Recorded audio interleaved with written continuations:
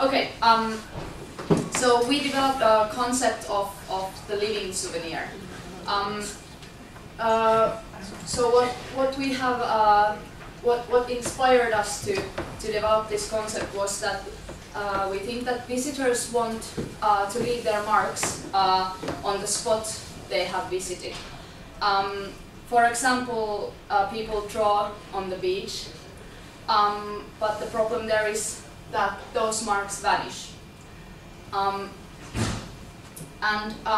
Even a written guest book on a tourist site run out of the pages, and it's also language dependent. You necessarily don't understand what others have written there.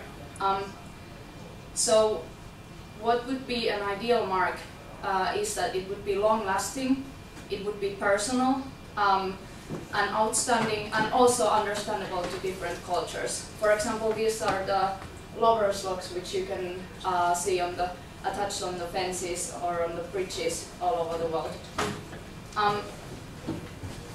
The guest book is also for a visitor to see how others have visited the spot before their own visit. But the written guest book lacks the possibility of see how the spot has visited after your visit.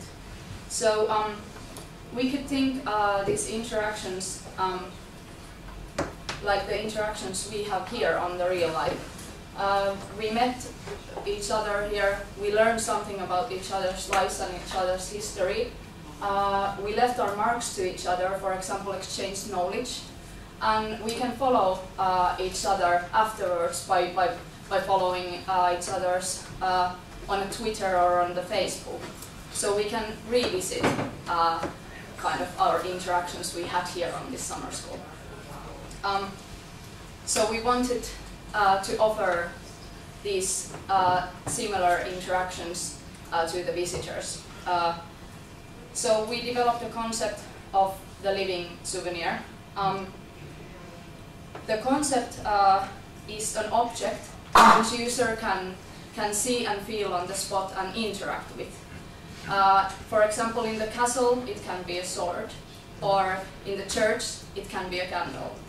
So we will now demo one of our objects here, which relates to the Whiskey Distillery and is a whiskey bottle.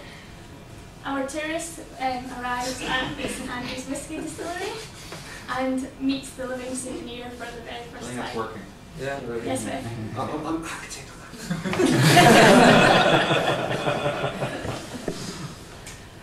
Alright, pick me up, buddy.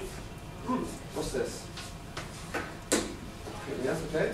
Now I've got your attention. Remember to pick me back when you're done for a wee surprise, laddie. Okay, okay. What's it saying? Start describing, okay. Try opening the bottle. Oh, okay, okay. That's interesting. What's going on here? Like the barley, okay, I see that, okay. All that stuff. Casks, yeah, okay, right, okay, interesting stuff. Ah, okay. Oh, okay. And back, what's going on over here? And yeah, okay, good. Okay, well that's quite new enough, I guess. I wonder if it does anything else. Oh. Now that, laddie, that's the master malt. This whiskey was distilled from lightly peated barley to an original recipe dated back in 1903. American oak and Oloroso sherry casks give this whiskey a sweet vanilla taste with lime notes, hints of sherry and an interesting whiff of peat smoke. I don't get the peat smoke though.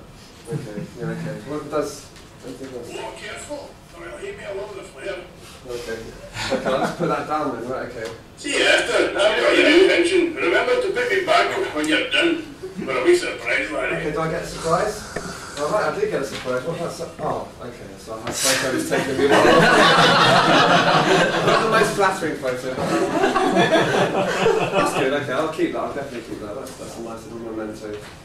Right, code on the back. Right, when I go home, I'll put that into this website here. Okay, let's see what happens. So the tourist was able to interact with the screen. He could scroll through by twisting the bottle top to see a history and timeline of the object and the process of the whiskey making experience. By turning the bottle upside down, you can hear the whiskey pouring sounds, and a brief description of the actual product. You can shake the bottle, and this is a good one for your kids. So if you're a lawyer and they're being very vigorous and rough with the object, it will give off kind of a warning and say, just be careful with this. So basically, the idea of the Living Souvenir is I've been taking photos while I'm at there, and when I get home, I keep this, and I get prompted to enter this code into a website.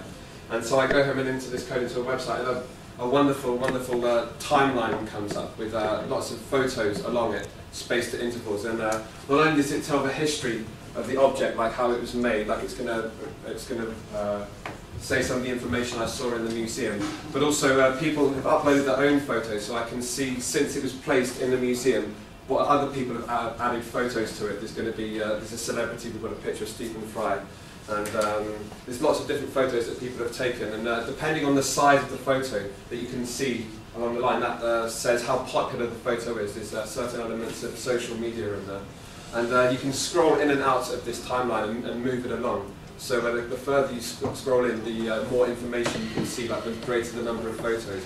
Very unpopular photos aren't shown at the highest zoom level, the lowest zoom level, and then the least popular photos are shown at the highest zoom level. And that's basically what was done. And so you can add your photo in here, and you can see how this object. I'm going to stop showing that because it really. But you can add any photo you want. Each person maybe can only add a limited number of photos, so it doesn't get spammed with all this. And you get to see how the object has changed after you were there, and maybe after you visited after a number of years, you can see how the whole site has changed, because people can add photos from all over the site. So you're getting to see how you're becoming part of this object's history, and you can see how it's changing over time, and see how other people are reacting to it.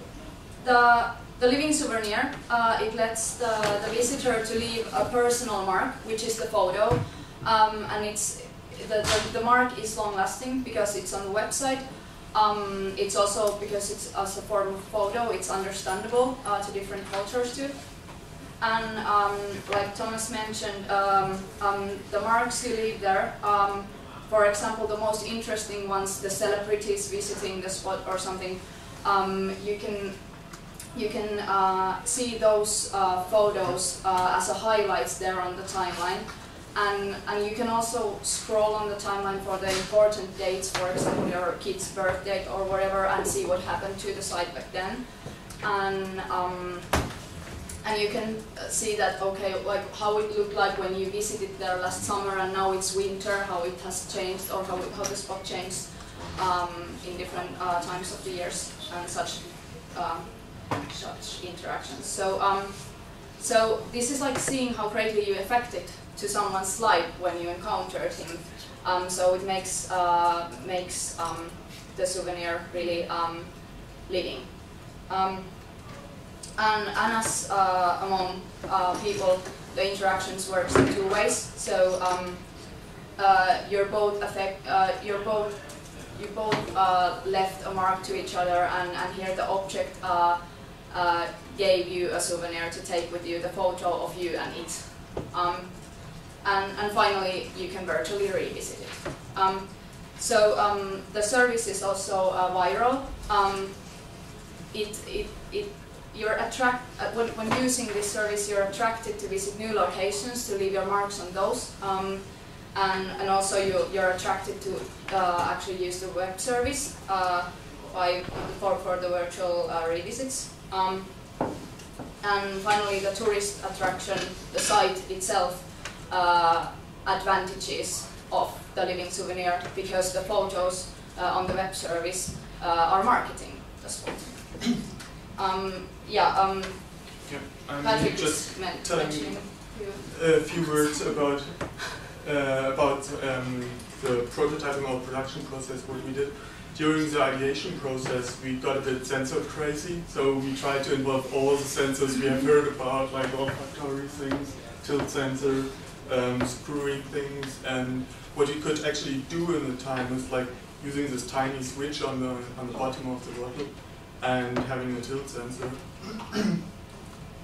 But here you can see that you can use waste material for prototyping. So for example here for carrying the Arduino, I just took a cigarette box and glued it inside the box. So you don't really need a fancy 3D printer. You can just check your waste bin, and with a scissor and the appropriate tools, you can do anything. What you do first, you do a sketch, and then take material, plastic, cardboard, or whatever, and you can create things that work or are even interactive. The problem here is a bit, what I use is Arduino, of course. We use processing, and on the Arduino platform there's a Fermata software, which is quite convenient because you don't have to deal with hardware anymore. You have total access from processing to this. And always use hot glue. Hot glue is very good. You can you can remove it very clean, and it holds what you want to hold. Can one say what bottle this is? What kind of bottle? Shampoo. Sorry? Shampoo? Yeah. Sorry? Shampoo. Shampoo, okay. Yeah, we really wanted to avoid the image of Coca-Cola. We were thinking about what can we take, and so you see, by choosing the waste, you can design around affordances or problems. We were also thinking about making the bottle white, or having the texture on it. So what is the right abstraction, or what is the should we do more abstraction? Should we leave more character of the original object? Yeah. So all the texts are quite easily implementable to these objects, and they're like the only the smell feedback is necessarily that there might not be a fine whiskey smell available yet on the markets for the smell feedback, but otherwise all the sensors and actuators are quite cheap and easy to implement.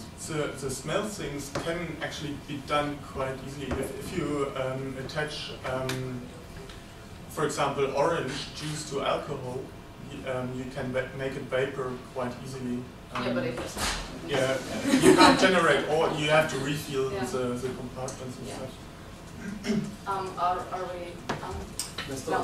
Okay. So yeah, then I think it's time for the questions. Thank you. All right.